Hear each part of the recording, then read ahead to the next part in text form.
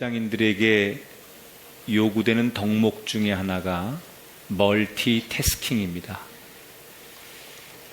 동시에 여러 가지 일을 다 잘할 수 있는 사람들을 현대인의 유능한 표본으로 사람들이 꼽고 선호를 합니다.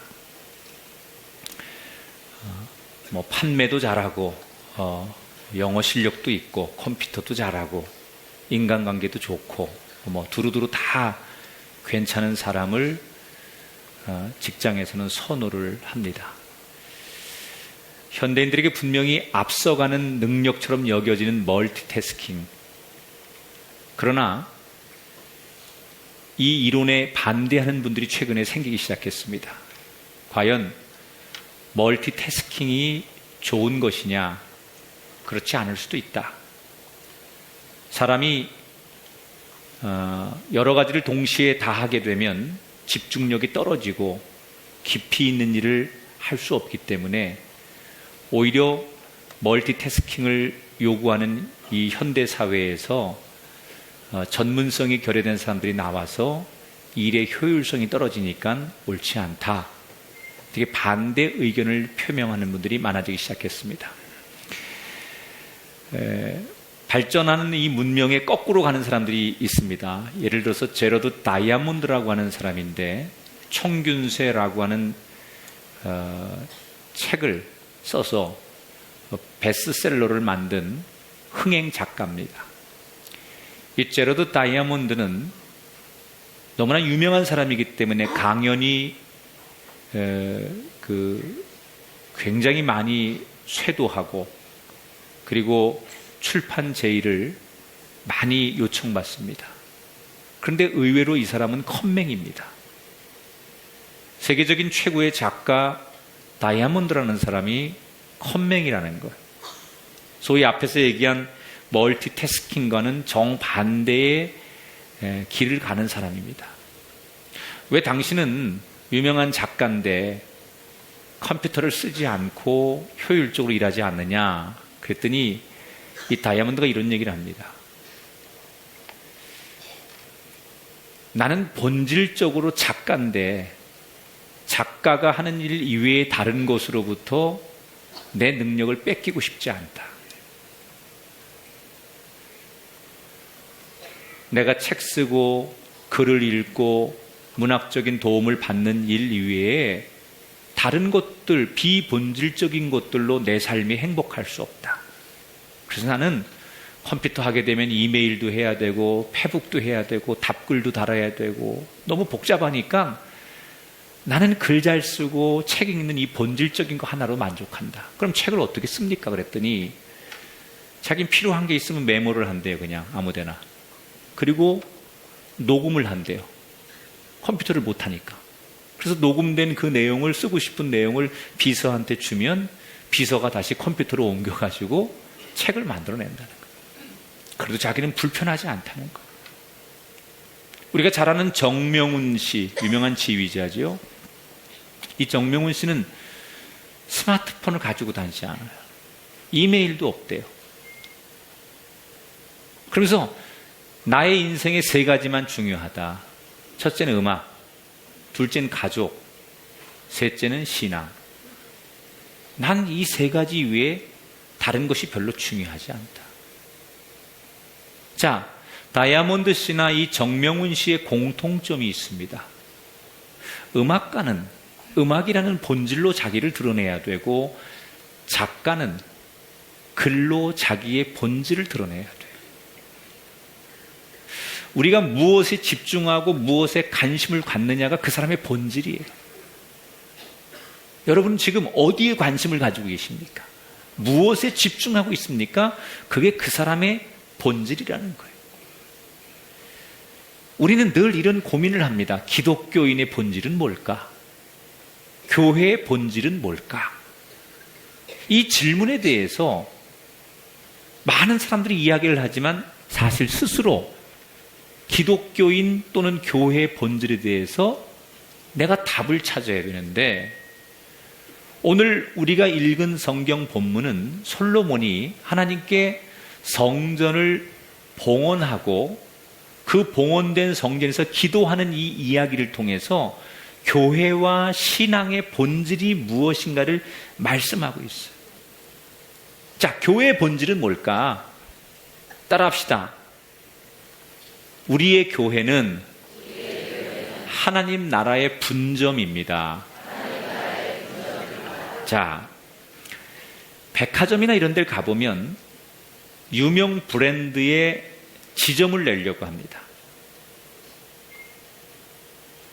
그래야만 많은 고객들이 찾아오겠죠. 우리나라에 얼마 전에 광명에 세계적인 가구업체 이케아가 들어섰습니다. 오픈하자마자 발 디딜 틈이 없이 그 일대가 완전히 교통이 마비가 돼서 끝없는 민원이 발생할 만큼 한국 사람들이 엄청나게 많이 쇼핑을 하러 갑니다. 코스트코 역시 마찬가지입니다. 미국에 본점을 뒀는데 한국에 코스트코 분점을 냈는데 사람들이 발 디딜 틈 없이 많이 갑니다. 이케아나 코스트코에 사람들이 많이 가는 이유는 간단합니다. 유럽이나 미국에 본점을 뒀는데 우리가 그 멀리 가지 않아도 본점에서 파는 물건을 똑같이 질 좋고 값싼 제품을 살 수 있는 장점이 있기 때문에 그것을 믿고 이 분점의 사람들이 찾아가는 거예요. 지점이라고 해서 만약에 물건이 좀 부족하거나 문제가 생기면 당연히 본점에다가 연락을 해서 물건을 공급받으면 되고 서비스를 개설하면 됩니다. 학교도 마찬가지예요. 최근에 미국의 유명한 대학들 또는 세계적인 대학들이 한국의 제3세계에 분교를 많이 유치하고 있어요. 미국에 예를 들어서 좋은 학교가 있는데 그 교수의 강의를 미국까지 가지 않아도 똑같은 질 좋은 강의를 듣고 그 학교의 레벨에 인정을 받을 수 있으니까 여기서 공부해도 미국 유학 간 거와 똑같은 거예요. 자, 기업도 학교도 이렇게 지점, 분점을 내듯이 교회는 본질적으로 어떤 곳이냐? 하나님 나라의 분점이에요. 이 교회가 우리가 만든 거고 어떤 교단에 속한 거고 이것은 비본질적인 얘기고요. 본질적으로 교회는 하나님 나라로부터 이 땅에 지점으로 분점으로 승인되어서 세워진 것이 교회의 본질이라는 얘기예요. 만약에 우리가 이 교회 안에 사랑이 부족하고 이 교회 안에 용서가 부족하고 평화가 부족하다면 우리는 본점인 하나님 나라에 기도해서 하나님, 지금 우리 교회에 평화가 없습니다. 사랑이 없습니다. 은혜가 좀 부족합니다. 라고 요청하면 본점인 하나님 나라에서 우리 교회를 향하여 끊임없이 공급해주는 분점인 곳, 그것이 교회라는 거예요. 세상에 이케아나 코스트코 같은 분점이 생기기만 해도 사람들이 관심을 갖고 좋아하는데 하물며 하나님 나라의 지점이 생겼는데 기쁘지 않습니까? 여러분이 앉아있는 이 자리, 여러분이 속한 이 교회를 향하여 우리는 기뻐함이 있어야 될 줄 믿으시기 바랍니다.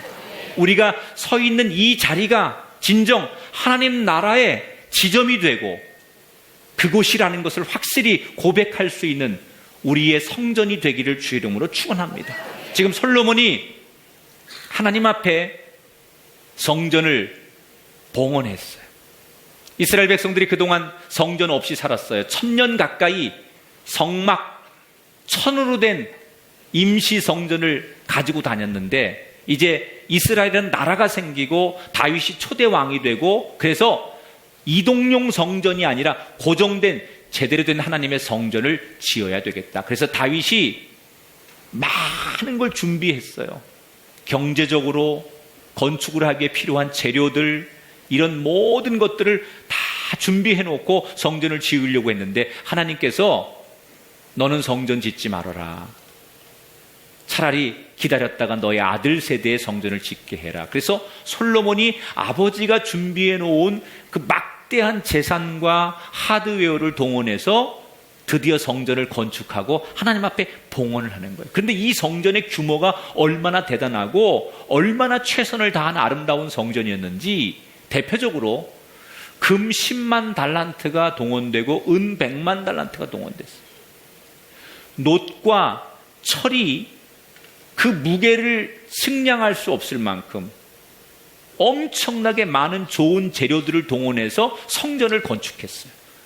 그 당시 가장 값비싼 목재가 백향목이었는데 이 백향목을 가져다가 하나님의 성전의 기둥으로 세웠어요.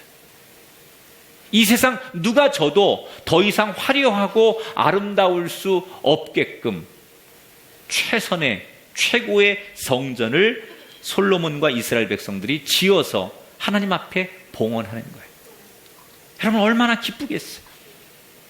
우리가 지금 여러분이 앉아 계신 이 성전을 건축하고 봉헌할 때 많은 교인들이 울었어요. 그런데 그때 울었던 교인들은 어떤 분인 줄 알아요?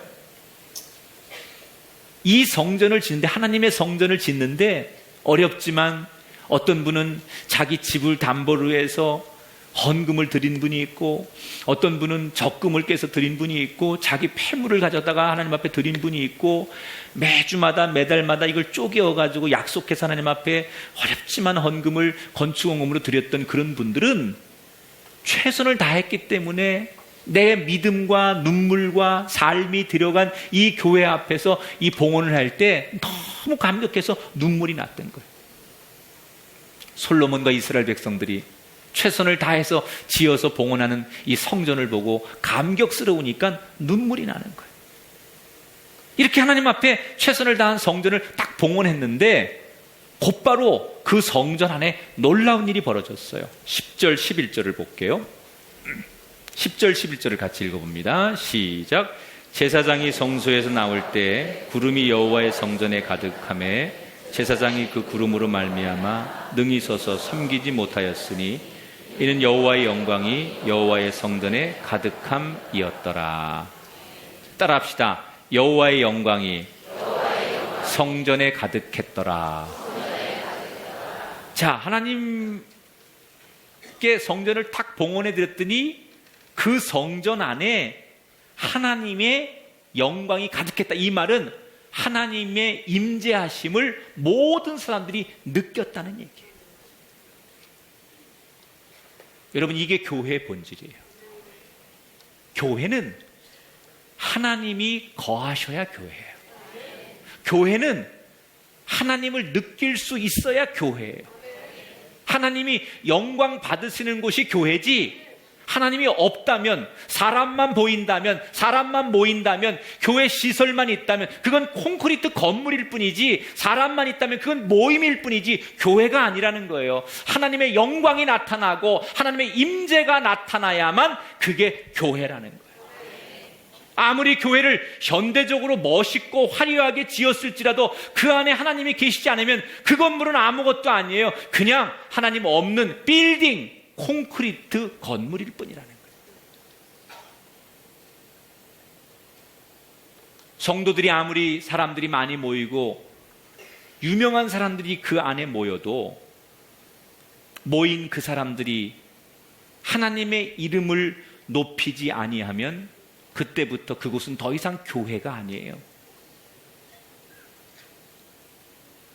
종종 교회 소식을 들어보면 교회들이 시기와 질투와 분쟁 이런 게 있어요. 그럴 수 있습니다. 교회도 사람들이 모이는 곳이고 죄인들이 모이는 곳이니까 그 안에서 시기도 일어나고 분쟁도 일어나고 다툼도 일어날 수 있어요. 그러나 중요한 것은 그런 것들이 하나님의 영광보다 더 그 공간을 많이 채우면 그때부터는 교회가 아니라는 거예요. 갈등할 수 있죠. 우리끼리 불편할 수 있죠. 그러나 그것이 하나님의 영광보다 더 가득하다면 그것은 더 이상 하나님의 성전이 될 수 없다는 거예요. 우리의 신앙생활도 마찬가지예요. 우리의 삶 속에, 우리의 심령 속에 뭐가 가득합니까? 어떤 사람이 아무리 그럴듯하고 성공적인 인생을 살았을지라도 그 사람의 삶 속에, 심령 속에 하나님이 계시지 않는다면 그는 아무것도 아니에요. 성전 안에 하나님이 거하시지 않으면 그냥 콘크리트 건물인 것처럼 그 사람이 아무리 성공하고 대단한 사람일지라도 그 심령 안에 하나님이 거하지 않는다면 살과 피로 만들어진 육신뿐이지 그를 가리켜서 영적인 삶이라고 말하지 않는 거예요.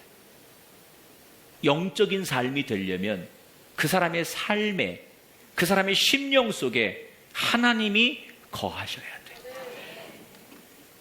바라기는 여러분 심령 안에 하나님이 거하시기를 축원합니다. 그래야 내가 하나님을 모시는 성전으로 살아가는 게 내 인생이에요.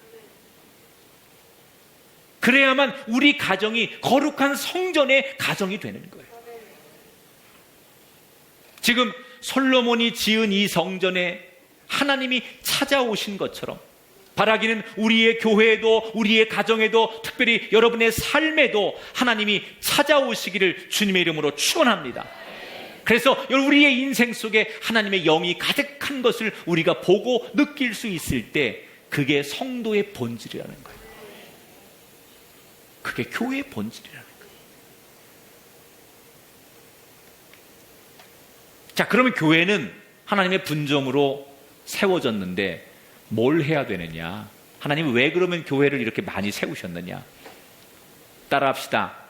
교회 때문에 세상이 덕을 봐야 합니다. 우리가 흔히 이런 얘기를 많이 듣고 또 자녀들에게 얘기를 하죠. 야, 공부해서 남 주냐?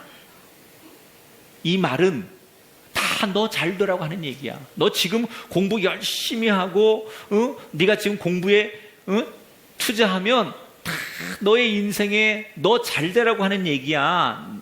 남을 위해서 잘 되라고 하는 게 아니라 너 때문에 공부 열심히 하라는 거야 라는 얘기를 많이 합니다. 맞는 얘기죠. 그런데 우리 성도들은 그렇게만 살아서는 안 돼요. 우리는 공부해서 남 줘야 되고 성공해서 남 줘야 되고 잘 돼서 남을 줘야 돼요. 그게 성경의 가르침이에요. 그런 말이 어디 나오냐? 많이 나와요. 오늘 본문에도 나와요. 41절에부터 보면 이런 말이 있어요. 먼 지방에서 온 이방인이라도 성전을 향하여 기도하거든 부르짖는 대로 이루사 땅의 만민이 주의 이름을 알고 그랬어요. 자, 성전은 이스라엘 사람들만을 위한 것이 아니라는 거예요. 이방인들도 유익이 돼야 된다는 거예요. 심지어 멀리 살아서 하나님을 모르는 사람들일지라도 만일 그들이 하나님께 기도하고 간구하면 하나님이 들으시고 응답해 주시는 곳이 성전이어야 된다는 거예요. 우리끼리만 좋은 곳, 우리끼리만 행복한 곳이 성전이 되면 안 되고 예수 모르는 세상 사람들도 언젠가 이 성전 때문에 하나님 앞에 기도하고 하나님 앞에 돌아올 수 있는 그런 유익함이 있는 곳이 성전이 돼야 된다는 거예요. 예를 들어 볼게요. 요셉이 보디발의 집에 노예로 팔려갔어요. 그런데 보디발이 복을 받았어요. 누구 때문에요? 요셉 때문에. 야곱이 삼촌 라반의 집으로 도망을 가서 노동 착취를 당하고 비인간적인 대우를 받았지만 그 삼촌 라반이 끊임없이 그 집이 복을 받았어요. 누구 때문에? 야곱 때문에. 보디발이 잘해서 복을 받은 게 아니라 요셉이 거기에 있었으므로 요셉 때문에 보디발의 집이 복을 받고, 라반이 잘해서 복을 받은 것이 아니라 그의 삶은 형편이 없지만 그 옆에 야곱이 있었기 때문에 야곱 때문에 라반이 복을 받았던 것처럼 하나님의 사람인 여러분 때문에 여러분의 가정이 복을 받고, 여러분 때문에 여러분 동료들이 복을 받고, 여러분 때문에 여러분의 자녀가 복을 받고, 우리의 교회 때문에 이 땅이 복을 받을 때 그게 교회의 본질이고 그게 성도의 본질이라는 얘기예요.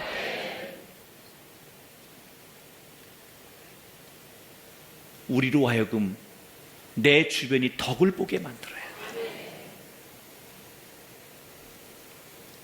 앞에서 본점과 지점의 얘기를 말씀드렸는데, 어떤 지점은 잘 되는 지점이 있고요, 어떤 지점은 잘 안 되는 지점이 있어요. 똑같은 분점인데도 어디는 잘 되고 어디는 안 돼요. 우리 교회는 잘 되는 지점일까요? 안 되는 지점일까요? 참 대답도 기분 나쁘게 하시는 분들이 많아요. 잘 안 되는 데는 이유가 있겠죠. 뭐가 좀 부족하겠죠. 은혜가 부족하든 열심히 부족하든 지혜가 부족하든 뭐 이유가 있을 거예요. 그러면 안 될 때 어떻게 해야 될까요? 사실은 안 되면 인간의 방법으로 하는 게 아니에요. 본점인 하나님 나라에, 하나님, 우리가 이런 게 부족해서 안 돼요. 우리가 이런 것 때문에 어려워요. 하나님 도와주세요 라고 본점에 요청을 하면 부족한 것을 메꿔주고 서비스를 충족해주고, 그래서 안 되는 곳이 잘 될 수밖에 없도록 만들어주는 거예요. 여러분의 인생도 마찬가지예요. 하나님이 우리를 이 땅에 보내신 여러분 하나님 나라에 여러분이 분점이고 지점이라면, 여러분 부족할 때마다, 여러분 인생에 불량품이 나올 때마다 하나님께 요청하십시오. 기도하십시오. 간구하십시오. 부르짖으십시오. 하나님께서 여러분의 인생을 메꿔주시고 채워주실 줄 믿습니다. 교회는 세상의 부족함을 메꿔주는 곳이 돼야 돼요. 작년에는 세월호의 아픔과 절절함 때문에 온 국민이 힘들어하더니, 올해는 메르스의 세균 때문에 두려움과 공포 속에 사람들이 위축되고 경제가 마비되고 대한민국은 국제사회에서 미아가 될 것 같은 위기에 처했어요. 그 사람들이 상처와 두려움 속에 어디로 가야 할 줄 몰라 해요, 지금. 도대체 우리의 미래는 어디 있으며 누구한테 위로를 받아야 될까? 여러분, 지금 정치권, 제도권 이런 데서 우리를 케어해주고 위로해줄 수 있습니까? 사람들이 누구도 믿지 못하는 거예요. 이때 아무도 기댈 데 없고 아무도 믿지 못하고 세상이 흉흉할 때, 교회는 세상에 부족함을 메꿔주는 최후의 보류가 돼야 되고, 희망이 없는 곳에 교회는 끝까지 희망을 주는 사람이 돼야 되고, 사랑이 없는 곳에 교회는 사랑을 퍼주는 곳이 돼야 돼요. 그게 우리 힘으로 되는 게 아니에요. 우리도 하나님께 요청하는 거예요. 여러분, 부족하면 꾸짖지 아니하시고 후히 넉넉히 주시는 그 하나님께 손을 내미는 저와 여러분이 되기를 주의 이름으로 축원합니다. 자, 솔로몬이 이렇게 하나님 앞에 아름다운 성전을 잘 봉헌한 다음에 기도하는 거예요. 근데 그 기도가 어떤 기도냐면 7가지 기도 제목을 드리는데, 그 기도 제목이 이런 거예요. 하나님, 우리가 이렇게 하나님 앞에 아름다운 성전을 잘 봉헌했는데 살다 보면 우리 삶에 위기가 올 수 있지 않습니까? 여러 가지 우리 삶에 가난과 질병과 전쟁과 기근과 많은 위기가 올 때, 그때 하나님, 우리가 다시 하나님의 성전을 바라보면서 우리 삶의 위기 앞에서 기도하면 하나님이 꼭 들어주시고 응답해 주시옵소서라고 솔로몬이 지금 기도하는 거예요. 그런데 그 기도의 끝이 어떻게 맺어지느냐? 30절에 보니까 주의 백성 이스라엘이 이곳을 향하여 기도할 때 주는 그 간구함을 들으시되 주께서 계신 곳 하늘에서 들으시고 들으시사 사하여 주옵소서 그랬어요. 따라합시다. 성전을 향하여. 솔로몬이 기도하는 내용 가운데 제일 많이 등장하는 표현이 성전을 향하여라는 말이 반복돼요. 이 말은 교회를 향하여 기도하면 이란 뜻이에요. 여러분, 성전은 하나님이 거하시는 곳을 성전이라고 해요. 하나님이 머무시는 곳을 교회라고 해요. 지금 솔로몬의 내용은 뭐예요? 우리가 하나님이 거하시는 성전을 향하여 기도하면 하나님이 우리의 삶의 가난과 질병과 전쟁과 배고픔과 삶의 위기로부터 우리를 건져 주실 줄 믿습니다 라고 솔로몬이 기도하는 거예요. 여러분, 이 기도가 우리의 기도 되기를 축원합니다. 우리가 살다 보면 수백 가지, 수천 가지 삶의 위기가 올 때 우리는 하나님을 향하여 기도하기만 하면 하나님께서 우리 삶의 가난과 질병과 위기와 고통 앞에서 우리를 지켜주시고 다시 일으켜주시고 회복시켜주시고 우리의 죄를 사하시는 분이심을 믿으시기 바랍니다. 성전을 향하여 기도하라. 이제 이스라엘 백성들에게 성전이 생겼으니까 우리가 살다가 어려운 일이 생기면 누구든지 이 성전을 향하여 기도만 하면 하나님께서 그 기도에 응답해 주실 줄 믿습니다. 그런 기도를 솔로몬이 대표로 하는 거예요. 자, 이 성전을 향하여 기도한다라는 이것을 제일 잘하는 사람들이 누구냐? 이슬람 사람들이에요. 이 무슬림 사람들은요, 세계 어디를 가든지 제일 먼저 확인하는 게 뭐냐? 딱 도착하자마자 동서남북을 확인합니다. 그리고 자기들의 메카가 있는 쪽을 딱 정해놓고 그쪽으로 절을 하기 시작해요. 그걸 자기들은 기도라고 해요. 메카는 이슬람의 성전을 말하는 거예요. 자기의 조국에 있는 그 성전을 향하여 하루에 5번씩 매일 기도를 해요. 거기에 자기들이 믿는 신이 있다고 생각해서 그 성전이 있는 쪽을 딱 정해놓고서 하루에 5번씩 기도를 합니다. 그런데 여러분, 이게 구약 성경에 보면 이 이슬람 사람들처럼 구약의 사람들도 이렇게 성전을 향하여 기도한 내용들이 많이 소개가 돼요. 구약 시대 사람들은 하나님이 성전에 계신 것을 믿기 때문에 성전이 있는 쪽을 향하여, 다니엘이 그렇게 기도했죠. 하나님의 성전이 있는 쪽을 향하여 하루에 3번씩 기도했더라.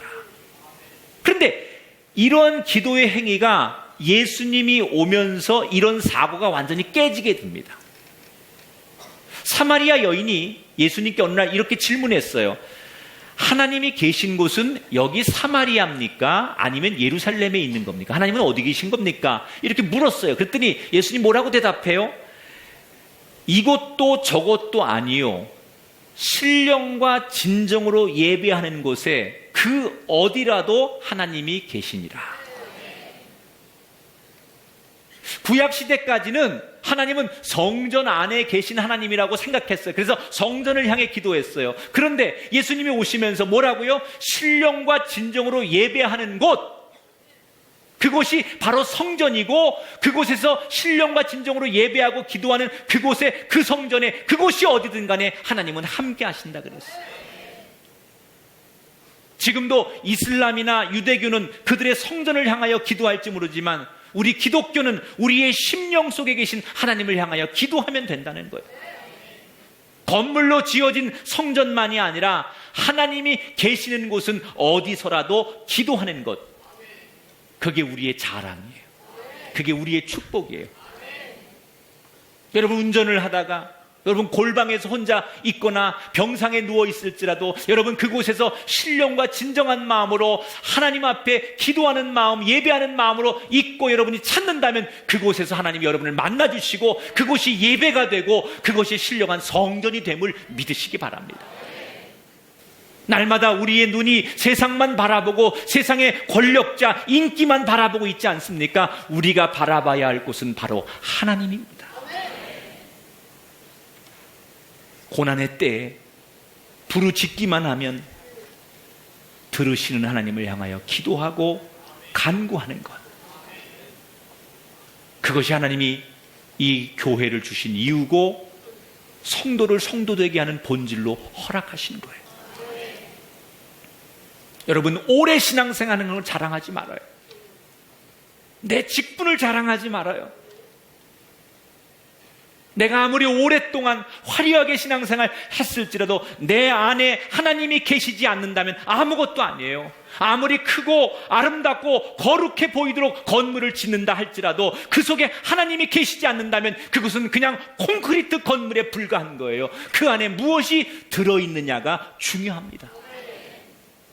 교회 건물 없어도 돼요. 아니, 작고 초라한 건물의 교회도 괜찮아요. 그 안에 하나님이 계시면 그게 성전이고 그게 교회고 그게 하나님을 만나는 거예요. 하나님이 계신 곳은 하나님 나라 본점의 분점일 뿐이에요. 우리는 세상에 선을 대면 안 돼요. 하늘나라에 선을 대고 하늘나라를 향하여 도움을 요청하고 본점인 하나님 나라를 향하여 우리의 부족함을 메꿔가는 인생이 돼야 할 줄 믿습니다. 우리가 세상을 살다 보면 이 세상에 필요한 게 다 있다고 생각하는데 사실은 그렇지 않아요. 여러분, 이 세상에 우리가 필요한 게 다 있는 것 같지만 실제로는 생존을 위해서 최소의 것만 있는 거예요. 우리는 세상에 나가면 다 있다고 생각하잖아요. 아니에요. 가만히 생각해 보면 우리가 살아가는 생존에 필요한 최소의 것들만 이 세상에 있을 뿐이죠. 진짜는 하늘로부터 공급돼야 돼요. 세상이 줄 수 없는 평화와 기쁨과, 아무리 돈이 많아도, 아무리 인기가 있어도, 아무리 권력을 줘도, 아무리 내가 갖고 싶은 거 다 가졌어도 그 안에 기쁨과 만족과 행복과 평안이 없다면 하늘로부터 오는 본질적인 것이 회복되고 공급돼야만 우리가 진짜 기뻐하고 만족하고 감사할 수 있는 거 아닙니까? 이제 그 하늘로부터 오는 그 은혜를 맛볼 수 있는 본질적인 성도 되시길 바라면서, 이 교회가 하나님 나라의 분점인 것처럼 우리 역시 하나님 나라의 작은 대사 같은 사람이고 그 나라에 보냄받은 한 사람임을 잊지 마시고 교회의 본질을 회복하고 신앙의 본질을 회복하는 아름다운 순례의 길을 걷는 복된 믿음의 동역자들이 되시기를 주님의 이름으로 축원합니다.